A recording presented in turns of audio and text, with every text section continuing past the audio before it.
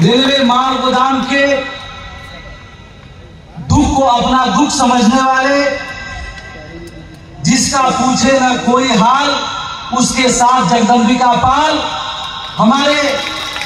पिता तुल्य अभिभावक, जिनके सानिध्य में मुझे बहुत कुछ सीखने का, समझने का अवसर प्राप्त हुआ। मैं राजस्थान ब्यूरो की धरती उदयपुर में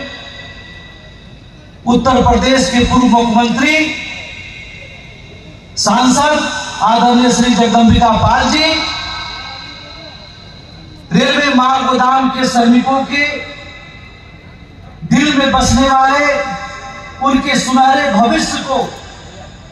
लेकर अपने जीवन को खपाने वाले रेलवे माल गोदाम के मजदूरों की आवाज हमारे संगठन के राष्ट्रीय महामंत्री अरुण कुमार पासवान जी, मंच पे उपस्थित हमारे बीच राजस्थान के विधायक महोदय जी, मंच पे उपस्थित हिम्मतवाला जी, इस कार्यक्रम के संयोजक हमारे राजस्थान प्रदेश के कमेटी,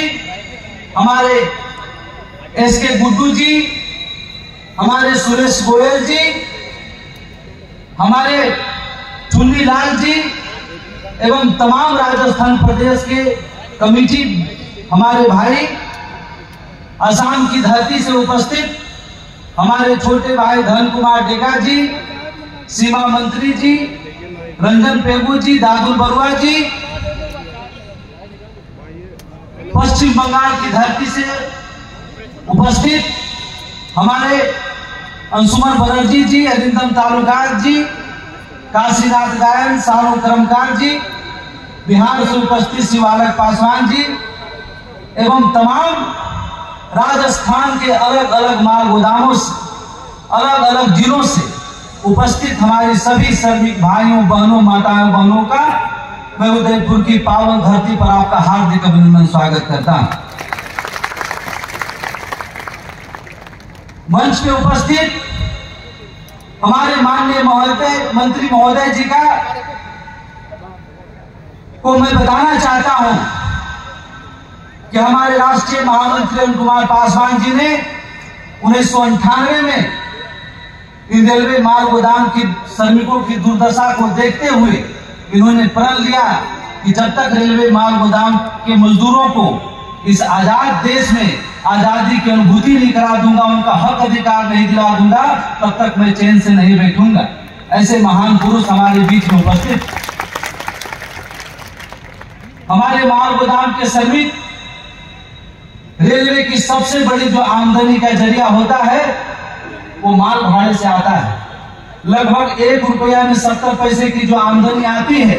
वो हमारे माल गोदाम के श्रमिक जब चिलचिलाती धूप, कड़कड़ाती ठंड और मूसलाधार बारिश में दिन और रात एक मेहनत कर करके अपने पसीने को खून में बना कर करके इस देश को उन्नति के मार्ग पर लेके चलने का काम करता है।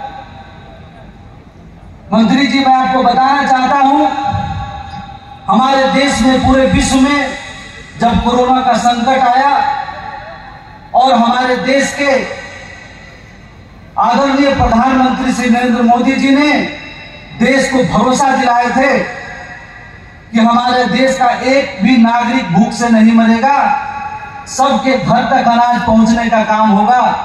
जिस समय सड़क मार्ग, हवाई मार्ग सब कुछ बंद हो चुका था,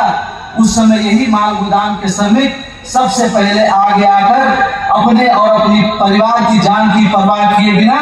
कहीं 500 की संख्या में, कहीं 1000 की संख्या में, कहीं 2000 की संख्या में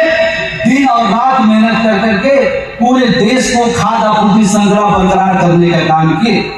ऐसे महान योद्धा हमारे माल गोदाम के श्रमिक,